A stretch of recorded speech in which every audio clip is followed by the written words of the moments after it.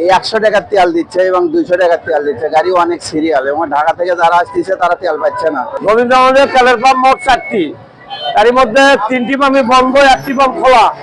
সেখানে শুধু 100 টাকা করে প্রতিদিন তেল দিচ্ছে, কিন্তু 100 টাকা করে তেল দিয়ে তো গাড়ি চালানো সম্ভব নয়। এখানে 18 থেকে 19,000 লিটার প্রতিদিন আমাদের এখানকার সেল।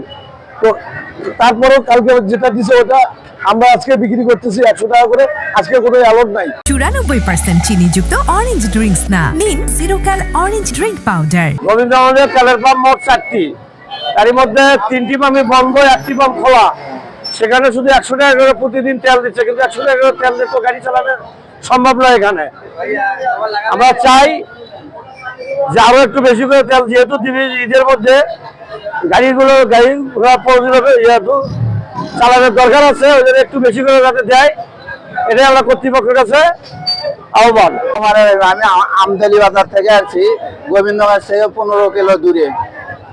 এই 100 টাকার তেল দিচ্ছে এবং 200 টাকার তেল দিচ্ছে। গাড়ি অনেক সিরিয়াল এবং ঢাকা থেকে যারা আসতেছে তারা তেল পাচ্ছে না এবং মারামারি বেজে গেছে। দেখেন গাড়িতে মারামারি বেজেছে, গাড়ি তেল পাচ্ছে না। আমরা সরকারকে অনুরোধ করবো যে যাত্রী যেন ভোগান্তি যেন না হয়। বিষয় হলো কি, আমাদের অ্যালার্ট অনুযায়ী আসতেছে, 1 গাড়ি তেল আসছে প্রতিদিন, কিন্তু বিষয় হলো আমাদের 18 থেকে 19,000 লিটার প্রতিদিন আমাদের এখানকার সেল। তো তারপরেও কালকে যেটা দিছে ওটা আমরা আজকে বিক্রি করতেছি 100 টাকা করে। আজকে কোনো অ্যালার্ট নাই, আজকে টিপ নাই। তাহলে আজকে টিপ নাই, যে তেলটা আছে আজকেই শেষ হয়ে যাবে, তাহলে কালকের দিনটা কেমন করে যাবে? এই কারণেই আমরা 100 টাকা করে তেল দিচ্ছি।